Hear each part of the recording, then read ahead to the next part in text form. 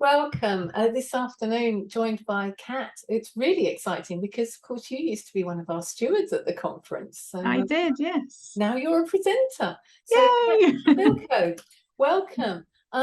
You are presenting next year, and your topic is the benefits of getting high, taking Yeah. your coaching practice into the outdoors. So, I think that does obviously prompt the question. Please tell us a little bit about yourself and your presentation.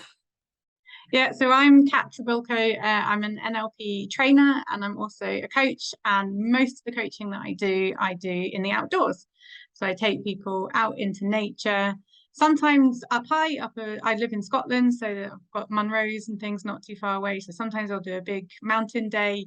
More often, it's more of a gentle bimble around our local hills or through the woods or around a reservoir or something like that. Just somewhere nature-based and pretty, and that's what I really, really love to do. So that's what my topic is going to be about, how you can take your coaching practice into the outdoors, no matter what your experience level is.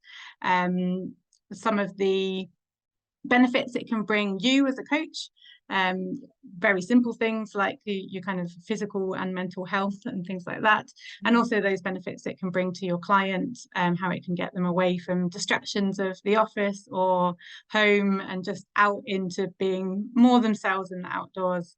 So we'll be looking at some of the benefits for both parties. We'll be looking a little bit at why it works. So some of that is just based on my own experience and my own thoughts of, I think this is why it works so well. And also some of the science that sits behind it with some of the research and books that have been written on it as well. So we'll be looking at that. And yeah, then normally when I ever talk about coaching in the outdoors, I get asked a few questions around the practicalities of it. I live in Scotland, as I mentioned, so weather being one question I quite often get asked about, and also just things like, well, how do I take notes if I'm in the outdoors? How do I remember what people have said if I can't write stuff down if we're walking along? So there'll be some discussion around how you can cope and adapt to those things in the outdoors as well. Wonderful. It sounds really, really lovely. And of course, the conference being in May, hopefully, the weather will be a bit more appropriate. Yes, if the weather's good, I might well sit outside with my laptop somewhere and do it from the outdoors, but more often than not, it's too windy to do things like that. Yes, there are benefits to living in Scotland and possibly some not benefits as well. So what will delegates take away from your session then, Kat? Hopefully, first and foremost, they'll take away some enthusiasm for the topic and the sort of enthusiasm just to go out and give it a go. There is some things to think about when you do it, but actually you don't really know how it's going to go until you give it a go. So hopefully it will just give people a prompt to go and try it and decide whether it's for them or not. Also throughout the session, I'll be talking about a couple of methodologies or tools and techniques, if you like. So one that I use is called the decision-making compass. I'm pretty confident not many people will know of it at all because it is one of my people that I did my training with. It's their master project. So it hasn't been widely shared or taught, but it's based on making a decision between two or more different options, and using your environment around you to explore those options. So it's one that I use a lot in the outdoors. I find it works really, really well with clients. So I'll be sharing that as a tool just to show how you can use the outdoors with a sort of set coaching process. And then I'm also going to run a discussion around metaphors.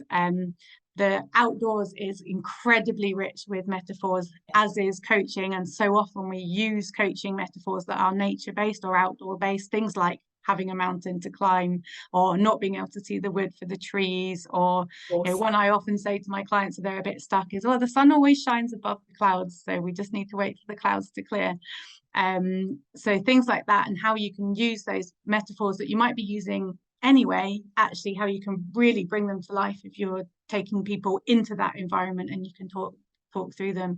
So I put a Facebook post out the other day just asking for people's best outdoor metaphors, and I have got a list as long as my arm lots of ones that I knew and just hadn't thought of in my own mind map of them, and a few I was like, oh, I've never heard of that one, but it's brilliant. So hopefully should just stimulate some thought processes of how people might be able to use metaphor in a more more real life situation that's still metaphorical. And it's just lovely to be able to expand coaching practice, isn't it, to a different environment than we may be used to. So it's all triggers, as you said, triggers and thoughts, and have a play, see if it works. So is there anything that delegates can do before your session to give them a deeper understanding, a deeper experience during your session?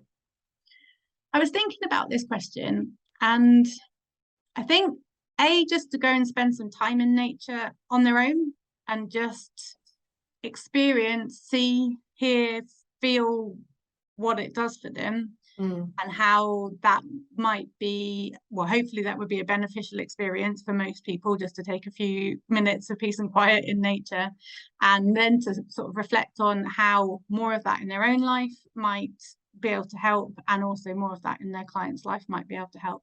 I always said I never wanted to combine my hobby with my job, and my hobby has always been mountaineering and walking, and then I had a period of ill health, and I sort of went out for a walk, couldn't get up anything big because I wasn't well enough. I just sat on this rock in the middle of the valley, and I just kind of went, oh my God, I feel so much better just being here. Yeah. Like, why am I not doing more of this for me in my life? You know, why am I not combining it in my job so that I can do more of it for me? And also, this is such a fantastic feeling. It's like medicine, or it's my spirituality, really. I'm not religious, but nature is my religion, if that's a thing.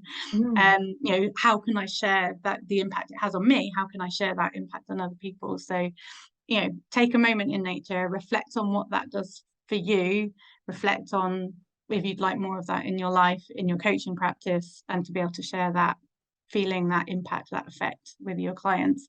And then hopefully that will bring just a deeper level of insight to the session, and maybe some questions of, well, actually I did this and this happened, what would I do in a coaching session if that happened? How would I make that work? So then just to come with some questions as well. Wonderful. Always bring curiosity. Yes. So, as I said at the beginning, Kat, you were one of our stewards. So, asking the question of you, what does the NLP conference mean to you? So, yeah, so I've been involved in a few different ways. The first time I got involved in the conference, I came, the lady that I'd studied NLP with was doing a talk, and I sort of came as a support network for her, and that was my primary objective of going there. And then kind of went, oh, hang on, there's loads of other really cool people here. For me, it's a great opportunity for networking with other people, for just hanging out with like-minded people who speak the same language, because sometimes if you're trying to explain NLP to people that don't know about NLP, it is a bit like speaking a different language. So just being able to have conversations with people who get it, people who perhaps have a similar approach to you, and those that have a different approach to you, so that you can learn different things. And then having been a steward, again, I've sat through lots of presentations, but on that dual track of trying to manage all the technology as well as trying to actually go, oh, this is really interesting. Oh, hang on, somebody's asking a question. Oh, this is really interesting. So hopefully I'll just enjoy the experience of being able to talk freely about something I like, and let the amazing stewarding team take charge of all the technology for a change. So. Absolutely. So thank you. And as I said, for those of you that are watching this, Kat is presenting at the conference next year. You're doing one of our virtual presentations in the second weekend, and you're presenting on Sunday, the 21st of May, nice and bright and early at 9 a.m. It's okay because it's May, so hopefully the weather will be good. And as I said, your topic is the benefits of getting high, taking your coaching practice into the outdoors. And if that doesn't sow a few seeds of curiosity, I don't know what will. So thank you, Kat. Really looking forward to seeing you at the conference next year. Yeah, I'm really excited to be there.